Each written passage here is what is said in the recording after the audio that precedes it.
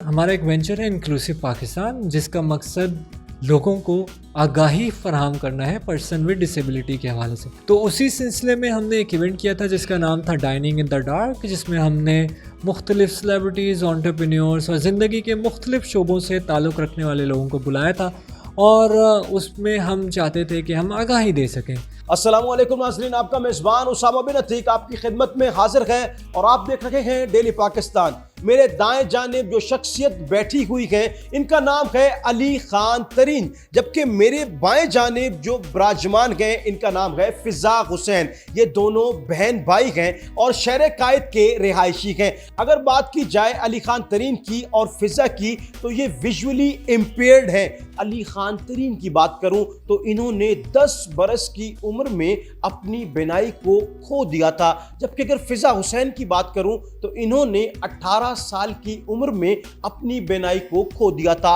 अगर बात की जाए अली खान तरीन की तो वो सोशल मीडिया प्लेटफॉर्म के अंदर या किसी भी प्लेटफॉर्म पे कमाल महारत रखते हैं और जो दोनों बहन भाई मिलके बहुत से लोगों के लिए एक उम्मीद बन गए हैं। अच्छा अली खान तरीन, ये मुझे बताएं कि ये जो विजुअली इम्पेयर्ड एक चीज़ है, ये चीज़ बचपन से थी या वक्त गुजरने के साथ साथ आपकी बिनाई जाती रही? 7-8 साल की उम्र में कुछ सिम्टम्स फील होना शुरू हुए थे, आहिस्ता आहिस्ता विजन थोड़ा सा कम होना शुरू हो गया था। हर फैमिली की तरह डॉक्टर्स को दिखाया गया मुझे भी, और डॉक्टर ने काफ़ी तसल्ली दी, बड़ी तसल्ली बख्श बात थी कि ठीक है, ग्रोथ की एज है, with the passage of time इनकी आईसाइट ठीक हो जाएगी। लेकिन जैसे जैसे ग्रोथ होती गई वैसे वैसे आईसाइट ठीक होने के बजाय आईसाइट वीक होना शुरू हो गई और फिर एक वक्त ऐसा आया कि कम्प्लीटली मेरा वजन चला गया। एक शख्स की ज़िंदगी में कलर्स होते हैं, वो सब कुछ देख सकता है, वो सब कुछ कर सकता है, वो जो चाहता है उसकी ज़िंदगी वैसे गुजर रही होती है। लेकिन वक्त गुजरने के साथ साथ और फिर 18 ईयर्स में जाके टोटली आपकी बिनाई चली जाती है।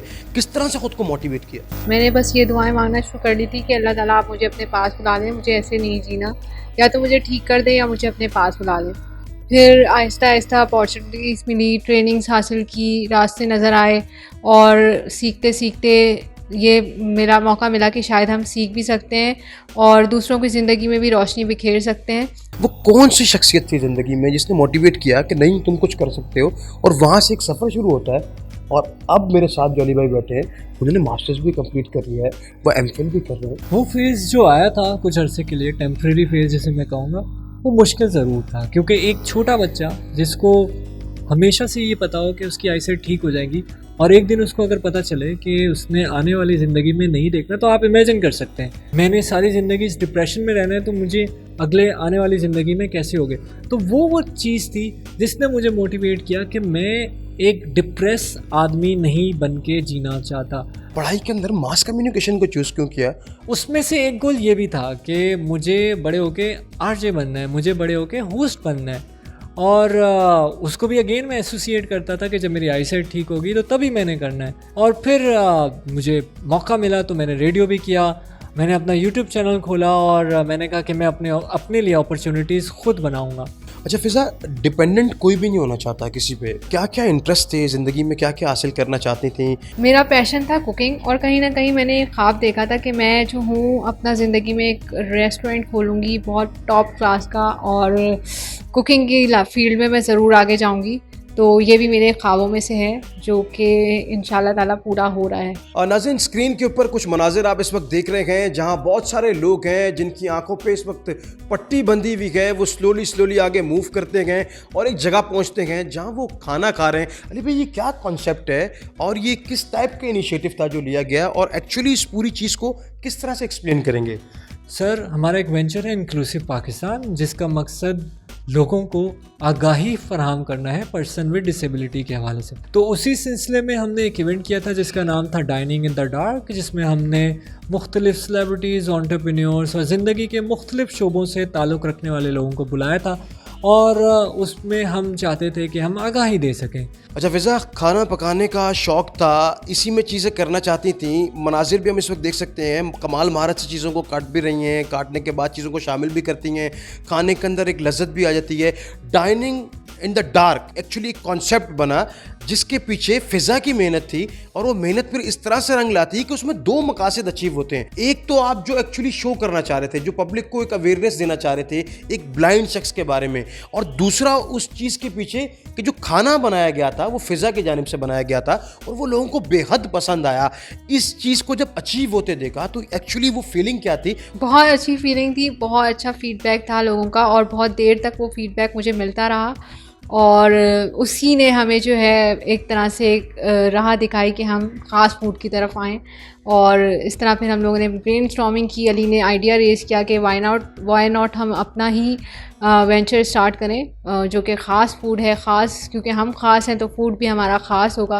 अच्छा, ख़ास फूड का जब हम जिक्र करते हैं तो इसमें आपको ऑर्डर्स किस तरह से मिलते हैं? अभी तो हमें ऑनलाइन ऑर्डर्स मिल रहे होते हैं और हमारा पेज है ख़ास फूड जिस पे हम लोग को लोगों ने सब्सक्राइब किया हुआ होता है, जिनको जो डेली मेन्यू वीकली मेन्यू चाहिए होता है या कोई दावत वगैरह का ऑर्डर होता है। ये बताइए कि ख़ासकर इस चीज़ को मद्देनज़र रखते हुए शादीशुदा ज़िंदगी पे क्या इम्पैक्ट पड़ता है और किस हवाले से, किस तरह से वो गुजर रही है? शादीशुदा ज़िंदगी बहुत अच्छी गुजर रही है और ख़ास फूड में मैं अपने हस्बैंड का थैंक्स कहूँगी कि उनकी मोरली सपोर्ट भी है, मुझे हर तरह से सपोर्ट है और हर तरह से मुझे फ्रीडम है काम करने का। क्या मैसेज देंगी एक ऐसी खातून जिसने अपनी ज़िंदगी में पहले बहुत कुछ खोया, फिर उस चीज़ को काफ़ी डिप्रेशन में भी गुजारा, फिर खुद खड़ी हुई और काफ़ी चीज़ों को अचीव कर लिया, अब वो क्या मैसेज देती हैं अपनी अब तक के ज़िंदगी के सफ़र से?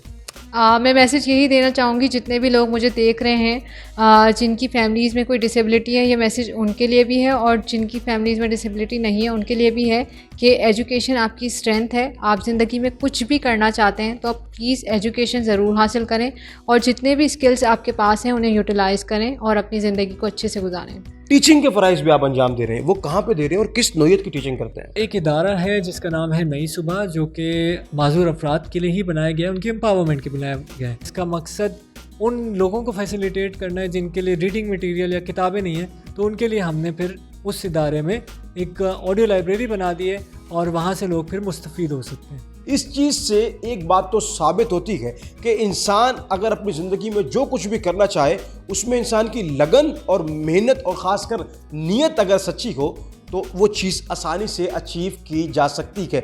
हम उम्मीद करते हैं कि इस मोटिवेशन स्टोरी पे काफ़ी लोगों की ज़िंदगी पे असर पड़ेगा और लोग इस मोटिवेशन और इंस्पिरेशन को सामने रखते हुए कुछ कर गुजरेंगे। मुझे अपने मेज़बान उसामा बिन अतीक को इजाज़त दीजिएगा। ज़िंदगी ने वफा की तो आपसे एक बार फिर मुलाकात करूँगा, तब तक के लिए देखते रहिए डेली पाकिस्तान। खुदा हाफिज़।